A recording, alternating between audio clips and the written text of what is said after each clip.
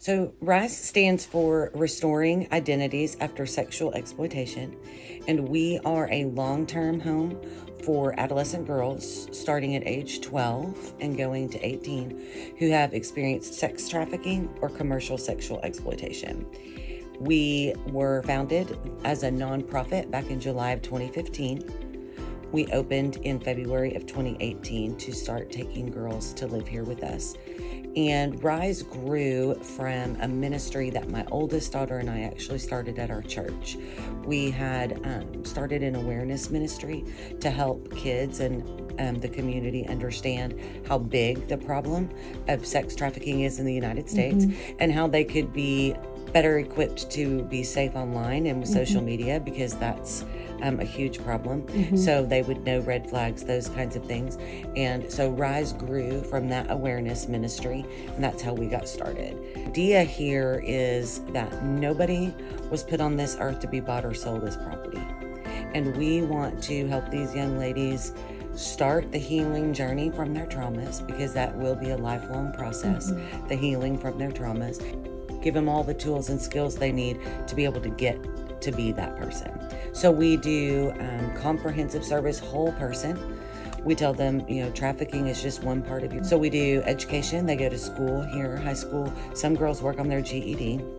It's very individualized. They do individual therapy, group therapy, family counseling for families who are involved. Lots of therapeutic activities, life skills groups, job skills groups, lots of life skills groups. I think they actually have 3 life skills groups scheduled every single day outside of all of the other things that they're responsible for. They do cooking classes. They get certified in CPR. They do arts and crafts, sewing, jewelry making, all of those kinds of things that can be very therapeutic.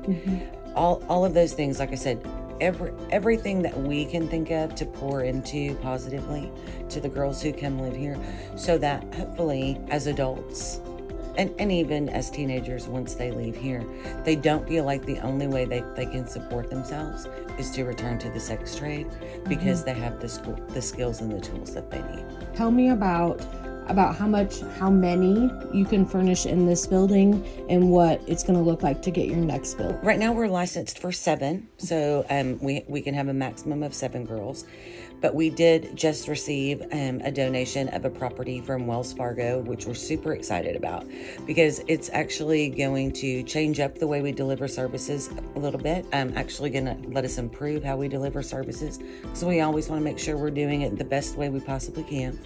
So when we renovate that building, and it is going to take some renovations, we will move our classroom, our therapies, life skills groups, basically everything the girls do from about 9 o'clock in the morning till about 6 o'clock in the evening, Monday through Friday. We'll move over there, and then that will allow us to take a couple of our current offices and turn them into bedrooms as well. So then we will get back with DHS and have them increase our bed capacity for our license to 9. So we have since 2018 actually been at waitlist status 4 times, where people have called and we've been full and beds haven't been available. So we need the extra beds, and so like I said, so we'll be able to increase to 9 when we wrap up that remodel. We are looking at about a 6-month process to get that remodel done, because we have a lot of community support of folks who are willing to come do the work on a volunteer basis. So we're at the mercy of their schedules, which is fine. So we're looking at beginning of September to have that completed and the move done, so that we can start that process.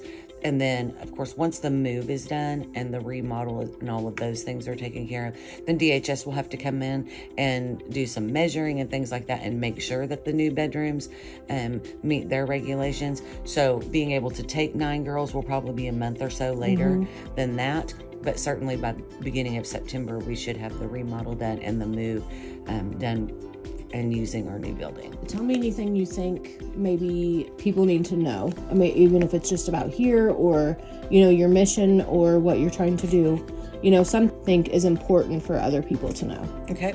Well, first of all, about trafficking in general, I want people to know that it does not look like Taken with Liam Neeson. And it does not look like Pretty Woman with Julia Roberts. And unfortunately, what we see a lot of times, specifically here at Rise, is girls being trafficked by family members. And there's a whole host of reasons that happens, but it happens a lot, more than people realize. And when that's the situation, a young lady may be in school every single day. Right. And be getting trafficked in the evenings and on the weekends. So we need our teachers and our school administrators to be paying attention. And we need, when kids come home and say things maybe about a friend, for parents to really listen, maybe to what they're saying, so that they can do a little bit more digging and call the appropriate people. Right. If they feel like they need to. It's a see something, say something kind of situation as well. Also, always pay attention to what's going on with you. It's worth it. Right. It really is. For as hard as it is, it's worth it. How many girls do you think have gone through your program? We have served about 50 young ladies since that time. We do have one in-house right now, and I have another young lady who's coming to us from Arkansas next week. So we have what we call a quote-unquote application process. It is this ginormous packet, because as you can imagine, we have a ton of paperwork we have to have in order for girls to come live here. But it's really a background gathering process for us, just so we kind of know what's gone on with them in their lives before they came here, not an application yes or no. We have had occasion where we have said, she's not quite ready.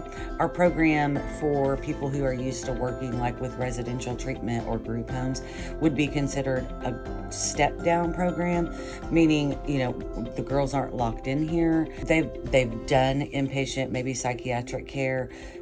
They're not suffering from acute substance withdrawal, those kinds of things. So it really is like a house as far as how they live, when they get up, and they're doing it all really on their own. As far as, it's up to them to get up in the morning, and because we work a lot on that time management. So, they're doing it just like you would with your own kids. They're setting an alarm, they're getting up, they're getting ready. Then our staff has breakfast ready for them, and we eat together as a family for every meal, and they have breakfast, and then they have a schedule that they know for the day, and they start school, and they go to their groups and those kinds of things. So they're not, it's not a regimented program. They're not in cells or anything like that. So, we have had a girl or two who, like I said, may still need some work as far as getting leveled out on medications, or perhaps isn't medically stable because of her substance use or those kinds of things. And so there have been a few that we've had to say, she's not quite ready here to come here, but then maybe they circle back and get ready and come here. Okay.